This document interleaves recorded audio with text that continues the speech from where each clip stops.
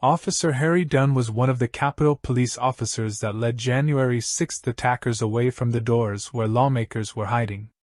It has been 800 days since then, and MSNBC host Nicolle Wallace wants to know why the Justice Department hasn't moved against Donald Trump or his close allies.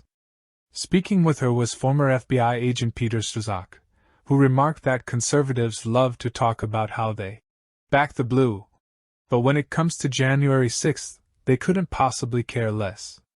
He recalled the officers that lay in hospital beds after January 6th, noting that there are gruesome photos of stitches and bruises and swollen limbs where they've been sprayed with bear spray and everything else. He cited recent poll numbers that show the Fox networks have seen a decrease in its viewers believing the 2020 election lie after the Dominion voting systems lawsuit. "That's the kind of thing I don't understand," Strzok said. "If you go to the 23% of Republicans are out there, or whatever the number is, say, hey, let's lay down all these photographs from the hospital. Is this something you support? Because I don't know how anybody with a straight face can say, yeah, that's all right. Because it flies in the face of logic.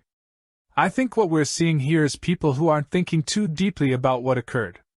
Who are watching Tucker Carlson and all these peaceful protesters by picking 2 minutes out of hundreds of thousands of hours of coverage and aren't chalking or being presented with the truth of what occurred."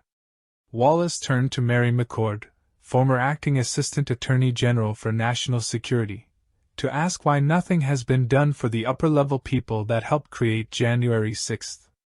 She began explaining that investigations begin by looking at the easiest and lowest level offenders that can be convicted.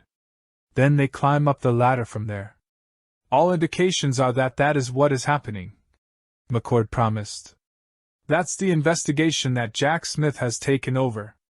We certainly know from reporting that there have been a number of people very close to the former president who have been subpoenaed in recent weeks and months. It appears that some of those people are not cooperating. It's also been reported that Jack Smith sought the assistance, or sought an appeal to the chief judge in D.C. for her help." She went on to say that she thinks that the Justice Department will be pressured to act before the 2024 election ramp-up. She agreed that she too shares Wallace's frustration with the time it has taken. "But I will say, it's not unusual in a case of this nature," said McCord. "I say this nature.